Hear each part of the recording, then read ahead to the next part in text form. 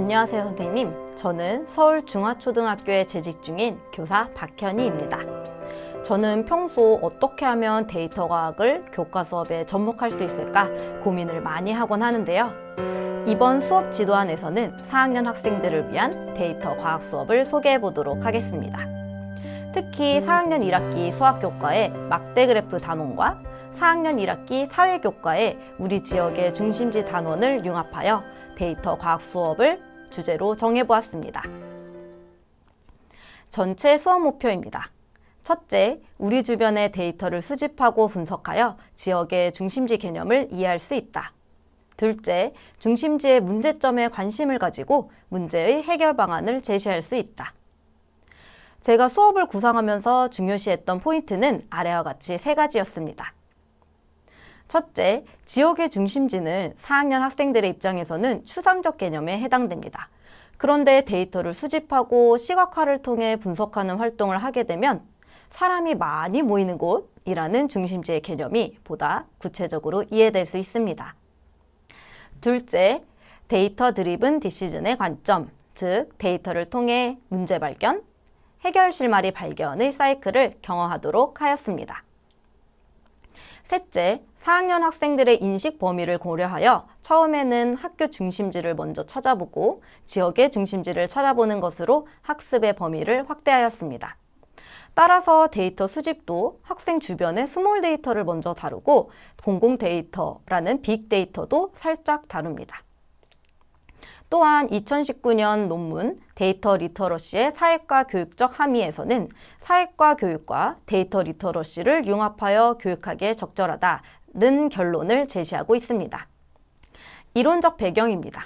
2020년 허경 교수님의 논문 엔트리를 활용한 초등 데이터 과학교육 사례 연구에 게재된 초등학교 데이터 과학 수업 단계를 참고하였습니다.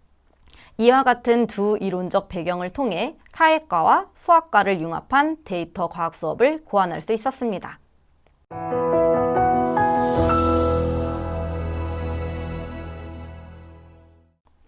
이제 본격적으로 총 3차시 분량의 수업 지도안을 소개해 드리도록 하겠습니다. 먼저 1차시 수업 지도안입니다. 1차시 수업은 학생 주변의 데이터, 즉 스몰 데이터를 수집하고 우리 학교의 중심지를 파악하는 것으로 구성하였습니다. 따라서 학습 목표는 첫째, 학교에서 데이터를 직접 수집 및 시각화할 수 있다.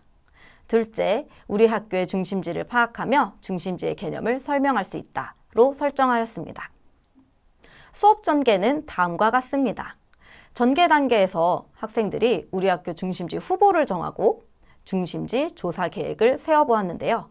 이때 즉시 3번째 활동을 진행하는 것이 아니라 실제 조사 활동을 끝낸 후 데이터 시각화 활동을 진행하게 됩니다.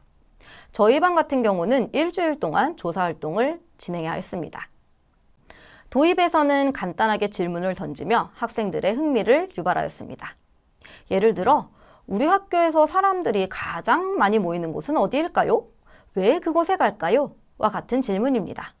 곧이어 학생 문제를 확인합니다. 전개의 첫 번째 활동에서는 우리 학교 중심지의 후보를 정하였습니다. 저희 반 같은 경우에는 급식실, 도서관, 보건실, 컴퓨터실, 운동장 필로티, 정문, 후문 등등이 나왔었습니다. 저는 추후에 중심지의 기능과 연관지어 수업할 것이었기 때문에 정문과 후문, 필로티 등의 장소는 제외하고 후보를 정하게 하였습니다. 두 번째 활동에서는 본격적인 조사를 위한 계획을 세웁니다. 이것도 학생들과 질문을 해보고 논의를 하여 결정하였는데요. 처음에는 쉬는 시간마다 가서 학생 수를 직접 세어보자 라는 의견이 많았지만 그 방법이 불편한 것은 누구라도 알고 있겠죠? 그래서 약간의 오차가 발생하더라도 스티커판을 붙여두고 방문하는 학생이 직접 스티커를 붙이는 방법이 선택되었습니다. 추후 3차시에서 더욱 효율적인 데이터 수집 방법에 대해서 다룰 때 도서관 대출 건수를 조사하기, 보건실의 방문 일지를 조사하기라는 방법으로 확장하게 되면서 학생들은 컴퓨팅 사고력의 중심 요소인 자동화를 경험해 보게 합니다. 다음 사진은 실제 학생들이 조사하면서 나온 결과들을 적은 모습입니다. 전체 토의를 진행하기 전에 모둠별로 다음과 같은 학습지를 제공하면서 장단점도 스스로 생각해보게 하였습니다. 세 번째 활동은 우리 학교의 중심지 실제 조사 기간이 끝나고 진행합니다. 데이터 시각화 활동은 수학의 그래프 단원과 밀접하게 연관되어 있는데요. 4학년 1학기에서는 막대 그래프를 다루기 때문에 이 수업을 진행하면서 막대 그래프 단원도 함께 수업했었습니다. 데이터 시각화 수업에서 자주 예시로 나온 그래프가 바로 나이팅게일의 장미 다이어그램입니다. 크림 전쟁 중에 야전 병원으로 이송된 병사들이 왜 사망했는지 원인별 사망자 수를 장미 모양으로 돌려가며 제시하였기 때문에 장미 다이어그램이라는 수식이 붙게 되었다는데요. 이를 통해 나이팅게일은 군 병원의 위생 상태가 개선되면서 질병으로 인한 사망률이 급격하게 줄어든다는 것을 시각화함으로써 병원의 위생 문제부터 개선해야 함을 사람들에게 효과적으로 설득할 수 있었습니다. 학생들과 장미 다이어그램을 보면서 데이터 시각화의 장점을 생각해 봅니다. 4학년 수학의 막대 그래프의 장점과도 연계지어서 생각해 보게 합니다. 대표적으로는 다음과 같은 데이터 시각화의 장점들이 있겠죠. 그리고 학생들은 막대 그래프로 학교 중심지 데이터를 정리합니다. 그 결과 우리 학교의 중심지는 급식실, 도서관, 보건실 순이라는 점을 알 수 있었습니다. 그리고 우리의 궁극적인 수업 목표인 공공 데이터를 통한 지역 중심지 찾기를 위한 빌드업을 합니다. 손으로 그리는 것보다 더 쉽게 데이터 시각화하는 방법은 없을까? 라고 질문을 던졌습니다. 몇몇 아이들에게서 컴퓨터로 그리게 시켜요! 라는 대답이 들리더군요. 이렇게 세 가지 활동을 마친 후 학습 내용 정리 및 후속 차시를 안내하였습니다.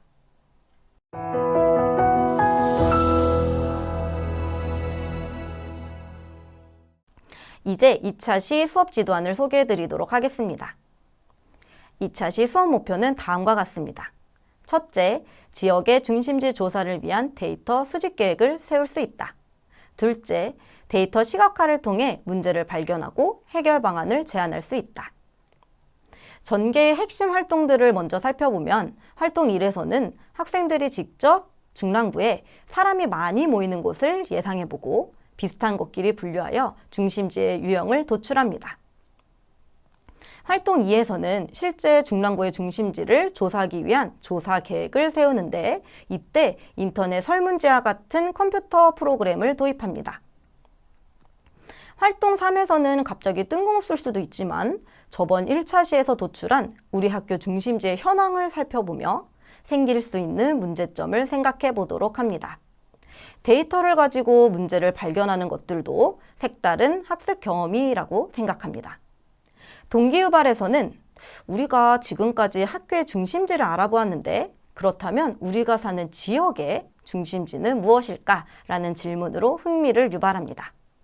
저번과는 다르게 쉽게 조사하는 방법도 다뤄볼 것임을 예고하며 수업 주제의 흐름을 이어갑니다. 전개의 첫 번째 활동에서는 학생들의 경험 세계에서 중랑구에 사람들이 많이 모이는 장소를 생각해보고 허니콤보드에 적어 붙이도록 하였습니다. 물론 비슷한 장소들을 많이 썼겠죠. 그리고 나서는 비슷한 방문 목적을 가진 장소들을 분류해 보도록 하였습니다.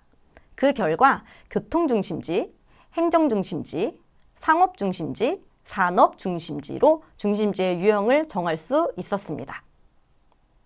활동 2에서는 정말로 우리가 예상한 장소가 중랑구의 중심지가 맞는지 조사 계획을 세워보았습니다.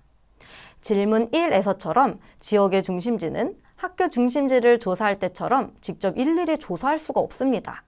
그래서 여기서도 컴퓨팅 사고력의 요소 중 하나인 자동화 과정을 경험해 보도록 계획하였습니다. 바로 중랑구에 살고 계시는 우리 부모님께 직접 자주 방문하는 장소를 설문받아 보기로 한 것이죠. 대표적인 인터넷 설문조사 웹사이트는 구글에서 제공하는 구글 폼과 네이버 오피스에서 제공하는 네이버 폼이 있습니다. 그런데 저희 학교에서는 구글 클래스룸 계정을 만들지 않아서 결국 네이버 폼을 활용하게 되었습니다. 사실 네이버 폼의 구성 요소를 자세하게 학생들에게 설명할 필요는 없습니다. 왜냐하면 네이버 폼에 쓰여져 있는 다양한 설문 문항의 종류를 이해하는 것이 목적이 아니라 우리가 조사하려는 내용을 질문으로 받을 수 있도록 교사가 질문 유형을 선택해 주기만 해도 충분하기 때문입니다. 아래는 사용한 학생 활동지입니다. 설문 문항 정도만 학생들이 만들어 보았죠.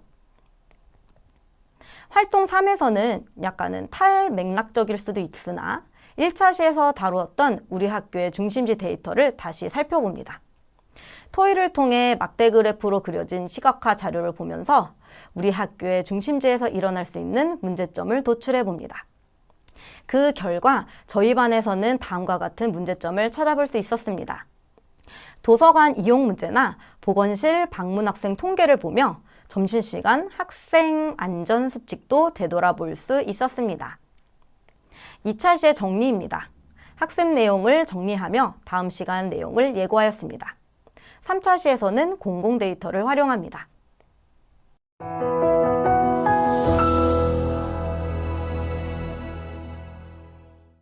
3차 시 수업의 학습 목표는 공공 데이터를 활용하며 데이터의 수집, 데이터 시각화를 경험하고 서울의 중심지를 발견할 수 있다로 설정하였습니다. 전체적인 활동 전개를 보자면 2차 시에서 네이버 폼으로 부모님 설문조사를 했던 결과를 데이터 시각화를 한 뒤 공공 데이터셋을 가지고 와서 더 큰 범위의 지역인 서울의 중심지를 발견하고 중심지의 유형도 살펴보도록 합니다. 도입에서는 빅데이터의 뜻과 활용 예시를 간단하게 알 수 있는 동영상으로 시작합니다. 그리고 학습 문제를 확인합니다. 활동 1에서는 부모님을 대상으로 진행한 설문조사 결과를 확인합니다. 인터넷 설문조사 프로그램의 장점 중 하나는 사람이 직접 그래프를 그리지 않아도 곧바로 데이터 시각화가 가능한 점인데요. 네이버 폼에서는 응답 결과 탭을 클릭하면 결과가 나오고 구글 폼에서는 응답 탭에서 알록달록한 그래프를 제공하고 있습니다. 학생들은 이렇게 컴퓨터가 그래프를 짜잔 하고 만들어내는 걸 가장 신기해했습니다. 저희 반 학부모 설문조사의 결과 자주 방문하는 중랑구의 중심지는 망우역 근처와 상봉역 근처였습니다. 상업 중심지와 교통 중심지이지요. 저는 한 단계 더 나아가 공공 데이터까지 활용해 보기로 하는데요. 단계별 질문을 던져보았습니다. 1단계 질문으로 도서관에 방문한 학생 수를 직접 세어보지 않고 더 쉽게 알 수 있는 방법은 무엇일까? 학생들의 대출 기록이 바코드 스캔을 통해 컴퓨터로 입력되니 편하게 그 데이터를 획득할 수가 있습니다. 그 다음 질문으로 상봉역이나 망우역에 방문하는 사람들의 숫자를 쉽게 알 수 있는 방법이 없을까로 유추할 수 있도록 합니다. 정답은 무엇일까요? 바로 교통카드 태그 기록입니다. 교통카드를 태그하니 그 태그된 기록을 가지고 방문자 수를 알 수 있겠죠? 활동 2. 공공 데이터를 스마트하게 활용해 보도록 하겠습니다. 서울 지하철의 교통카드 입력 기록 데이터는 서울 열린 데이터 광장 홈페이지에서 가져올 수 있습니다. 꽤 좋은 데이터 세트들이 많더라고요. 빅데이터를 활용해 보는 것이 이 수업의 목표이긴 하지만 그래도 아이들에게 너무나 큰 데이터는 스스로 가공하기가 너무나 어렵습니다. 그래서 홈페이지의 미리 보기 화면에서 6월 1일자 사용일자를 선택해서 CSV 파일로 내려받기를 하였습니다. 엑셀 프로그램은 데이터를 전처리하거나 데이터 시각화를 하는데 굉장히 좋은 프로그램입니다. 4학년 학생이 엑셀의 기능을 자세하게 알 필요는 없으니 교사의 직접 교수에 의해 단계별로 따라올 수 있도록 하였습니다. 필요 없는 데이터 속성을 제거한 뒤 필터 기능을 끼워서 원하는 대로 데이터를 정렬하도록 세팅합니다. 이때 정렬을 내림차순으로 해야 우리가 궁금한 중심지를 찾을 수 있겠죠. 그런데 여기 데이터셋을 보면 중심지를 찾기 위해서 우리가 살펴보아야 하는 데이터 속성은 승차 총 승객수일까요? 아니면 하차 총 승객수일까요? 저희 반에서 학생들과 토의한 결과 둘 다 합친 수를 기준으로 하자고 했었습니다. 그 결과 승차 총 승객수와 하차 총 승객수의 합이 가장 큰 상위 5개의 서울시 지하철역이 선정되었습니다. 홍대 입구역, 잠실역, 강남역, 구로 디지털 단지역, 고속터미널역이네요. 저는 여기에서 더 나아가서 우리가 이왕 중심지 유형에 대해서 배웠으니 서울시 중심지 탑5에 무슨 이유로 사람들이 많이 방문하는지도 알아보기로 합니다. 이때는 사회과 지역화 교과서인 서울의 생활을 참고하였습니다. 다음 3개의 역은 산업 중심지네요. 상업 중심지와 교통 중심지도 알 수 있었습니다. 3차시에서 활용한 활동지였습니다. 학생들이 조금 버거워하긴 했지만요. 이렇게 공공데이터 활용까지 해보며 학교에서부터 중랑구, 서울의 중심지까지 학생들이 발견해 보았습니다. 마지막엔 데이터 분석 수업에 대한 소감으로 마무리하였습니다.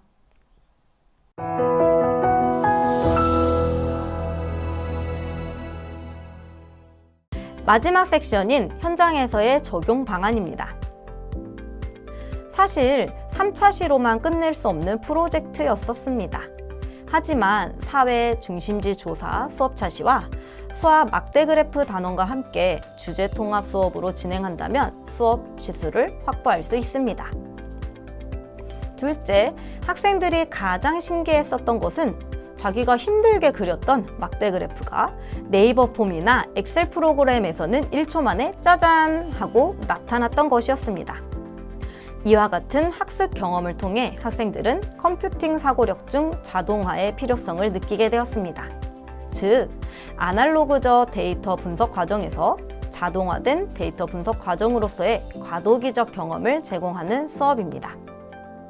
셋째, 요즘 학생들 스마트폰은 많이 활용하지만 타자 연습과 문서 작성 프로그램은 단 한 번도 경험하지 않은 학생들이 많죠. 본 수업은 교사의 직접 교수법이 주가 되지만 한편으로는 컴퓨터를 잘 다루지 않는 학생들도 부담 없이 활용할 수 있는 수업으로 쉽게 현장에서 활용해 보시기 좋을 거라 생각됩니다. 지금까지 데이터 과학과 함께하는 우리 주변의 중심지 찾기 프로젝트 수업을 소개해드렸습니다. 제 수업이 정답은 아니지만 평소 데이터 수업을 학생들과 해보고 싶은 선생님들께 조금이나마 도움이 되었으면 합니다. 항상 응원하겠습니다. 감사합니다.